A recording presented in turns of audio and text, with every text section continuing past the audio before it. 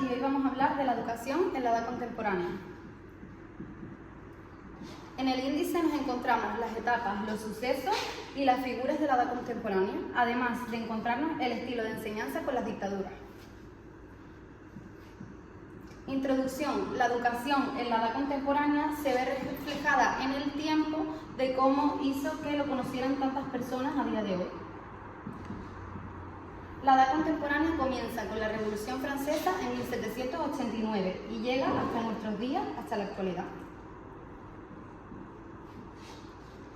Las etapas de la edad contemporánea. Los sucesos más importantes que sucedieron en la edad contemporánea fueron la Primera Guerra Mundial y la Segunda Guerra Mundial, haciendo de esto que influyera muchísimo en la educación.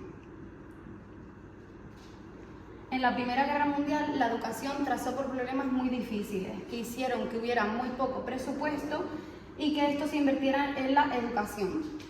Pero todo esto fue destinado hacia la guerra y muchos profesores tuvieron que dejar de impartir clases, por lo que fueron mandados al frente a ser soldados. Y por ello, los alumnos no pudieron asistir a clases y no pudieron tener la educación que necesitaban, ya que no había personal educativo en ese momento. Ahora vamos a hablar de la Segunda Guerra Mundial. La Segunda Guerra Mundial fue un gran desafío, ya que se destruyeron muchos colegios y por ello millones de niños quedaron sin ir a la escuela. Entonces no podían tener una educación básica, por lo que no había personal educativo para imponerles esas clases. La Guerra Mundial finalizó en 1945 y por ello la educación creció a un nivel muy alto hasta el día de hoy, que es en la actualidad. Las características de la edad contemporánea, bueno, algunas y las más destacadas, era que se fundaron jardines de infancia en donde el niño estaba la preetapa antes de que fuese al colegio. También hubo un amplio acceso a la educación. ¿Qué me quiero referir con esto? Que niñas y niños que tenían poco presupuesto económico pudieron acceder a la educación.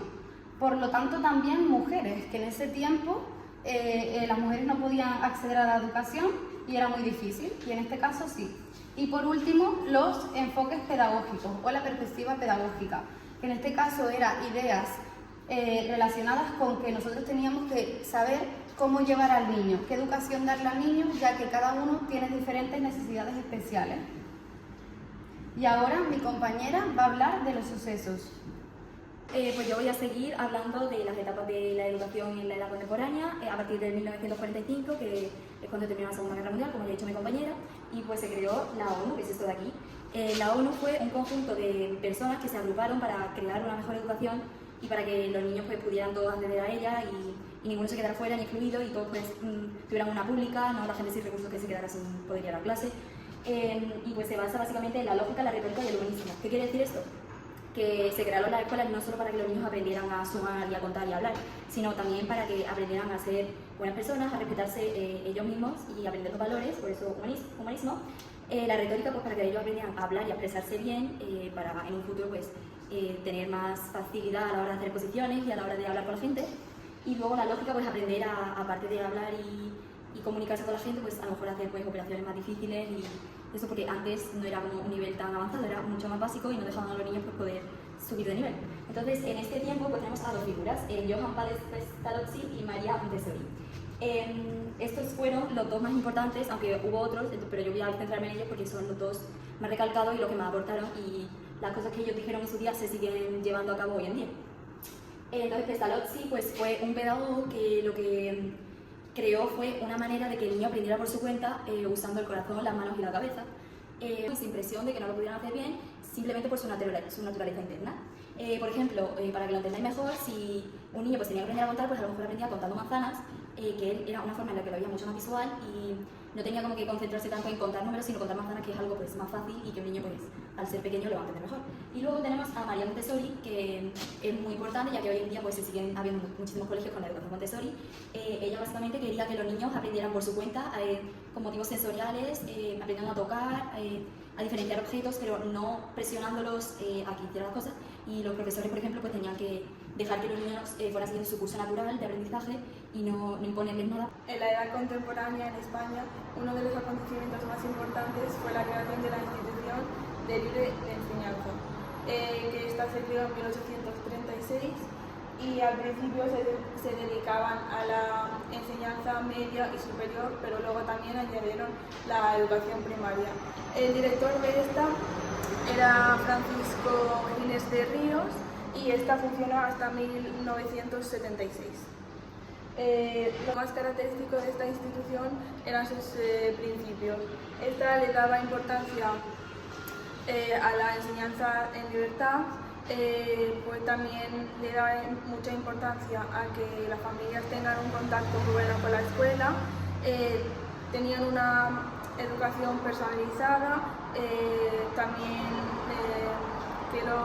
una de las cosas más importantes era que los alumnos pues tuvieran mucho contacto con la naturaleza y la sociedad y ellos mismos creaban su propio material y no usaban los típicos libros de texto. Esta institución tuvo que dar fin con la llegada de la Guerra Civil y la dictadura de Franco. Yo soy Rocío y os voy a explicar un poco cómo era la educación durante la dictadura de Primo de Rivera. Pues bien, durante los años 1923 y 1930 se registró un gran caso de asentismo escolar y un gran porcentaje de analfabetismo social. Esto era provocado por dos factores principales: por la explotación infantil que había y por la poca consideración por parte de las familias hacia los niños. Por una parte, las escuelas estaban muy ligadas a la religión católica. A los profesores se les eliminó por completo cualquier libertad educativa. Pero esta situación acabó con la llegada de la Segunda República en 1931. Ahora las escuelas de nuevo cambian y se vuelven laicas, eliminan la religión por completo y mixtas. Además, se otorga mucha libertad educativa a las comunidades autónomas. Hola, soy Marta Paredes y yo voy a hablar de la educación durante la dictadura de Franco y tras la muerte de Franco. Durante la dictadura de Franco fue en 1939 a 1975. Esta educación en este tiempo estaba basada en la religión y el autoritarismo. También vivía un periodo que se llamaba nacionalcristianismo, catolicismo, que eso significa que la Iglesia regía en la educación transmitiendo la ideología del gobierno.